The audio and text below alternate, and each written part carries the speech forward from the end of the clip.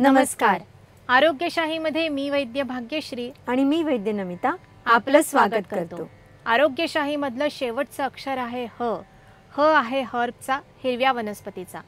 भारतातल्या घराघरात वापरली जाणारी आणि सध्या सगळ्या जगात सुपरफूड म्हणून नावाजली जाणारी एक वनस्पती म्हणजे शेवगा किंवा मोरिंगा.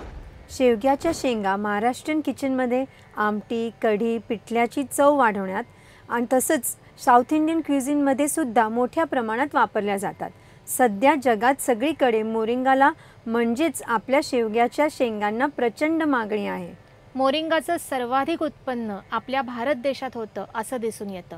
एका रिसेंट सर्वेनुसार भारतात दरवर्षी सुमारे 1.2 मिलियन टन इतक्या प्रमाणात शेवग्याच्या शेंगांचं उत्पन्न घेतलं जातं असं दिसून आलेलं आहे.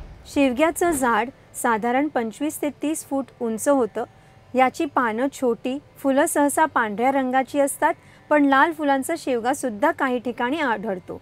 शेवग्याच्या कोवळ्या पानांची आणि फुलांची भाजी काही ठिकाणी केली जाते, पण शेवग्याच्या शेंगा सर्वाधिक प्रमाणात वापरल्या जातात.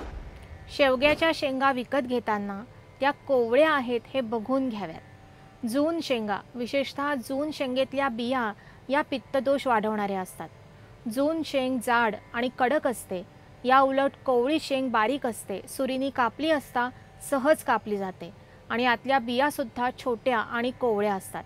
अशी कोवळी शेंग शिजते सुद्धा पटकन आणि चवीलाही छान लागते. औषधात शेवग्याची पानं, सालं, मुळं वापरली जातात. पानांचा किंवा मुळांचा वापर हा पित्तदोषाचा प्रकोप करणारा ठरू शकतो. त्यामुळे शेवग्याची कोवळी शेंग अधूनमधून आहारात ठेवणं सर्वसामान्यांसाठी सेफ असतं. शेवग्याची शेंग वातशामक, कफनाशक आणि कृमी म्हणजे जंतांना कमी करणारी असते. रोज सकाळी एक शेवग्याची शेंग शिजवून त्यावर चवीपुरती मिरपूड आणि सैंधव मीठ टाकून खावी. 15 दिवसांसाठी रोज अशा प्रकारे शेंग खाल्ली की रात्री झोपण्यापूर्वी साधारण 1.5 ते 2 चमचे एरंडेल घ्यावं. यामुळे दुसऱ्या दिवशी सकाळी 2 ते 3 जुलाब होतात आणि जंत पडून जातात. दर 3 महिन्यांनी हा प्रयोग नक्की करता येतो. स्त्रियांच्या बाबतीत पिरियड्स उशिरा येणं, ब्लीडिंग कमी होणं, पिरियड्समध्ये पोटात किंवा कमरेमध्ये दुखणं अशा तक्रारींवर सुद्धा एका कोवळ्या शेंगाचं सूप करून त्यात अर्धा चमचा जिराची पूड मिसळून घेण्याचा उपयोग होतो. शेवग्याचे असे अजूनही बरेच औषधी उपयोग असतात.